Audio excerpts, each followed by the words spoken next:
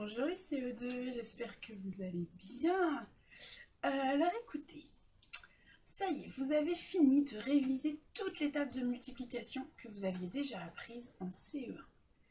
Donc maintenant nous allons passer à de nouvelles tables, parce qu'effectivement en CE2 on apprend aussi les tables de x6, x7, x8 et x9. Alors ces quatre tables-là, nous allons bien les travailler ensemble.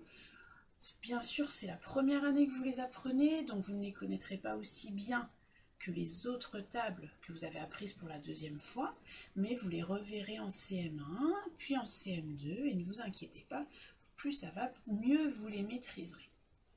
L'essentiel déjà, c'est de bien comprendre comment elles sont construites, et puis peut-être de trouver des petites astuces pour réussir à retrouver les résultats de façon de plus en plus automatique. Alors pour cela, je vous ai préparé une grille qui est sur le site École Directe, sur notre espace de travail, la même grille que l'autre jour avec la table de x5, mais cette fois-ci pour x6. Comme vous vous en doutez, je vais vous demander de préparer du matériel pour notre travail. Cette fois-ci, non pas 50 objets, mais 60. Donc vous allez mettre la vidéo sur pause et aller trouver dans la maison 60 caplas, 60 crayons de couleur, 60 Lego, 60 animaux, 60 petites fleurs dans le jardin, dans les pâquerettes ça peut se trouver, ou alors 60 pâtes dans le placard de la cuisine, avec l'autorisation de vos parents bien sûr. Ça peut être 60 boutons si maman est couturière. Voilà, il y a plein d'idées de matériel à rassembler. En tout cas, nous avons besoin de 60 objets que vous disposerez par tas de 6, puisque nous travaillons à table de 6. Alors à tout de suite, bonne recherche et je vous attends. Alors, ça y est, tout le monde a son matériel. Alors, vous allez voir que moi, j'ai pas fait très original. J'ai gardé mes pâtes de l'autre jour, mais cette fois-ci, j'ai bien fait des tas de 6. J'ai 10 tas de 6. J'ai mis mes 60 pâtes par petits tas de 6. Et je vous ai préparé le même tableau que sur votre feuille. Et cette fois-ci, je me suis mieux organisée, si bien que même 6 x 10 vont pouvoir rentrer dans le tableau. Alors on y va? On commence. Première ligne, je n'ai rien. Rien du tout. Je ne prends aucun tas de 6 objets. Donc, ma multiplication, c'est 6 fois 0. Et 6 fois 0, ça fait 0. J'espère que maintenant vous avez bien remarqué que tout ce qu'on multiplie par 0 fait 0. Que quand on ne prend aucun groupe, ça fait 0. Alors maintenant, je prends un groupe de 6 objets.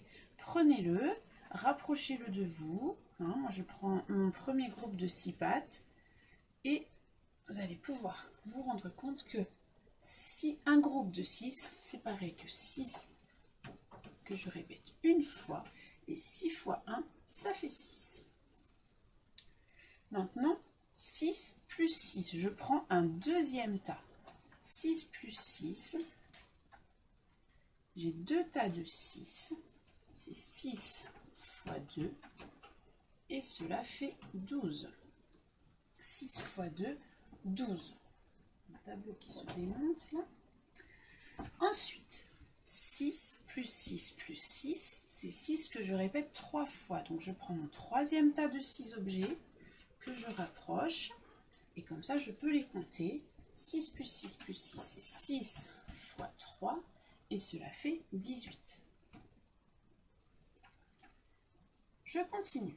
6 plus 6 plus 6 plus 6. J'ai besoin de mon quatrième tas, d'accord? On additionne 4 fois le nombre 6. Donc j'ai 6 fois 4. 6 que je répète 4 fois. Et 6 fois 4, si vous comptez bien tous vos petits objets, ça fait 24 objets. Je continue, je reprends un tas de 6. Donc cette fois-ci, j'ai 6 plus 6 plus 6 plus 6 plus 6. C'est-à-dire 6 que j'ai répété 5 fois. Et 6 fois 5, ça fait 30. Je continue. 6 plus 6 plus 6 plus 6 plus 6 plus 6. Je prends donc mon sixième tas de 6, puisque je répète 6 6 fois. Donc 6 fois 6. Et si vous comptez vos objets, vous en avez 36. On continue. J'ajoute mon 7e tas de 6 objets. J'ai donc 6 plus 6 plus 6 plus 6 plus 6 plus 6 plus 6. Et tout cela, ça fait 6 que je répète 7 fois. 6 fois 7, ça fait 42. Je continue, je prends encore un nouveau tas d'objets. 6 plus 6 plus 6 plus 6 plus 6 plus 6 plus 6 plus 6, c'est 6 fois 8. 6 que je répète 8 fois.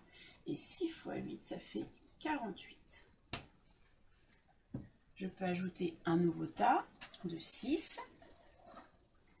Là, j'ai le nombre 6 qui est écrit 9 fois, c'est-à-dire que sur ma table, j'ai 9 tas de 6 objets. Donc, c'est le nombre 6 que j'ai répété 9 fois. Et 6 fois 9, ça fait 54. Et pour terminer, si je prends mon 10e tas d'objets, donc j'ai 10 fois le nombre 6, tout s'écrit là, mes 10 tas, c'est 6 que j'ai répété 10 fois, et cela fait 60.